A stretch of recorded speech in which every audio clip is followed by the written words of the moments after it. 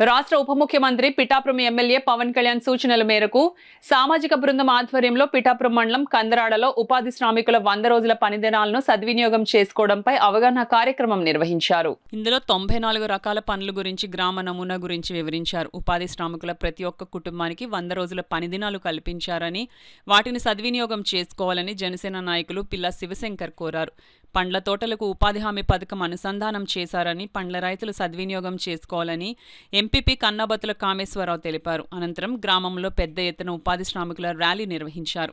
కార్యక్రమంలో AMC chairman Vakapalli దేవి Suryaprakash, BJP Kakinada జిల్లా ప్రధాన కార్యదర్శి గండి కొండలరావు, గ్రామ సర్పంచ్ సైతన భారతి వరప్రసాద్, తెలుగుదేశం నాయకులు పిల్లా సురేష్, పంచాయతీ కార్యదర్శి, ఉపాధి హామీ సిబ్బంది పాల్గొన్నారు.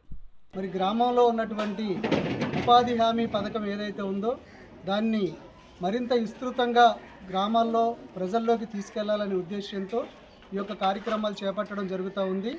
ఈ కార్యక్రమంలో భాగంగా మొదటగా మేము గ్రామంలోకి వచ్చి మరి గ్రామాన్ని అంతటిని కూడా నలుమూలల పరిశీలన చేసి గ్రామంలో ఉన్నటువంటి నాయకులు ఎవరైతే ఉన్నారో వారందరినీ కలిసి ఈ యొక్క ప్రోగ్రాం కోసం వివరణ ఇచ్చి మరి ఒక రోజు అనేది ఫిక్స్ చేసి మరి ఆ రోజు గ్రామసభ, బహిరంగ గ్రామసభ ఏర్పాటు చేయడం జరుగుతుంది.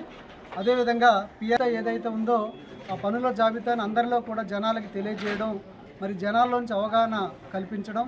అదేవిధంగా ఈరోజు వేతన రేటు 307 రూపాయలు రావాలి అంటే ఏ విధంగా పనిచేయాలి, ఆ విధంగా గ్రామంలో ఉన్నటువంటి ప్రజలందరికీ, ఉపాధి శ్రామికులందరికీ కూడా అవగాహన చేయడం జరుగుతూ ఉంది.